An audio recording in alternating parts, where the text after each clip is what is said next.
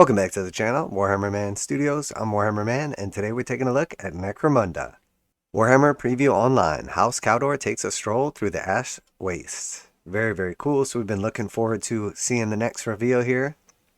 We've already visited the heights of the berserk madness and the depths of grotty cruelty at the US Open. Now it's time to turn to the wide space of Necromunda. There are many ways to get around the Ash Wastes, from 4 wheels to 2 wheels and even no wheels or giant tracks. But how will House Cowdor conquer the deserts? Turns out they're going back to the old classic legs. Alright, so this is going to be cool. So far they've done super unique stuff here. Alright, these are pretty awesome. I'm not going to lie, I definitely like the look of them. They're sort of like the mechanical version of the Dustback Hellamites that the Ash Waste Nomads got. Really cool. I like the look of these. They definitely have a nice look to them. And it looks like the same type of thing too, where there's basically 2 different main like bodies and then 2 ways to build each, so you end up with 4 pretty unique looking ones. Also probably have the ability to change out the weapons as well.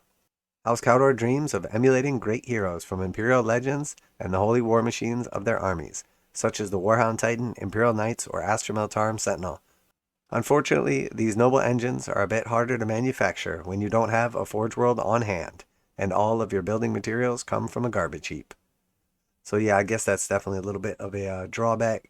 So yeah, these things are super cool. Now they don't look that big. If you just figure, this is your regular ganger right here, and if he was standing up, his head would probably come up to around here roughly. So they're not huge. They're definitely cool though. Now this guy has looks like a grenade on a stick. Very cool. I'm definitely a fan of these. I like them a lot. They're super neat. And it does look like every other one is the same body. And then again, we have a bunch of different like head and rider options. So yeah, these are great. These are super classic. As you can see, the Ridge Walker echoes a lineage of much prouder fighting machines from across the 41st millennium. With these ramshackle creations, the pious followers of the House Cowdor can make their way between the shrines and holy places of Necromunda, traversing even the most rugged terrain at a semi-dignified trot. Really nice looking piece of art right here as well. Very cool. Very cool. The Way Brethren who pilot these mechanical mules are capable warriors in their own right, using their speedy steeds to scout ahead of Cowdor convoys and bully their way through enemy lines. A number of them like to wield lances, aping the knights of the ancient Terra, or the rather more refined technology fielded by the Attilan Rough Riders. Despite their shonky appearance, these literal boomsticks can pack quite a punch, and come in a few varieties.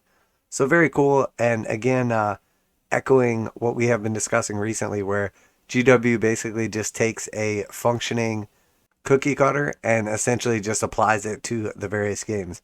We're seeing it a ton with Kill Team and Warcry, tons and tons of parallels, and then here they're pointing out parallels as well. I mean, I'm not opposed to it. I like it. You get a good idea. Why not spread it out amongst the different universes or different games?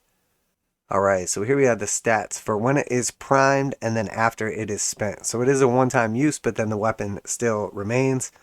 So the L is 2 inches long range, plus 1 at short range, and then strength is 4, AP is -1, damage is 1, and then it is trait-wise, it has blast 3 inches. So that is pretty freaking awesome. Now I wonder if that goes off from the tip of this thing, or exactly how that works. I guess from whoever the target is. And then it is lance, bomb, knockback, melee, and versatile. And then once it's spent, it's still the same range. It still has the same +1 at short range. And then it has strength, which is just S, so whatever the rider is. And then it loses that 1 AP and is still damage 1. And then it's still lance, but loses bomb, loses knockback. And yeah, that is it. Melee and versatile it still has. So a neat little thing right here. That 3-inch explosion could be pretty big, especially if you hit a vehicle with a bunch of guys on there or something. We'll have more on the Ridgewalkers and other mechanical menaces to the Outlands as we get closer to the release date. I wish we had some kind of rough idea as to when the release date is going to be on these. It seems like sometimes they drag out forever, and other times we see something and like a week later it's like up for pre-order. I mean, it's been so long since we saw the Escher ones, and they still have not popped up yet. So I'm really, really super curious. Like, what the heck is taking so long with them? And then is it going to be the same amount of time before we get these?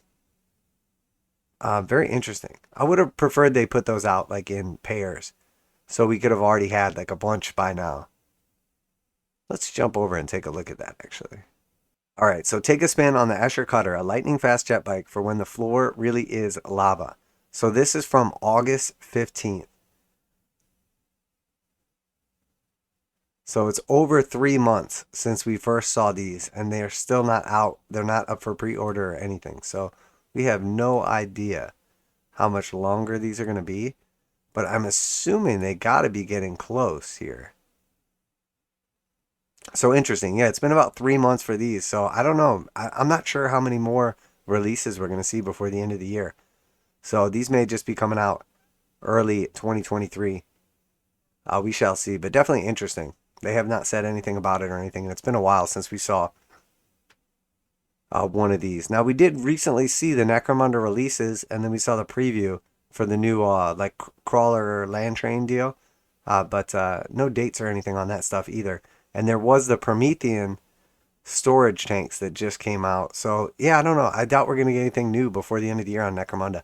It's definitely possible these come before the end of the year, but it's probably going to be a while before we get those Cowdor walkers. Or maybe there's just some random delay on these. So, but let me know what you think. If you enjoyed today's video, make sure to like and subscribe. Really helps out the channel. We do daily reactions, reviews, and news, painting, modeling, conversion tutorials for Warhammer 40,000, Kill Team Necromunda, Age of Sigmar, Warcry, Horus Heresy, pretty much any of the Games Workshop games.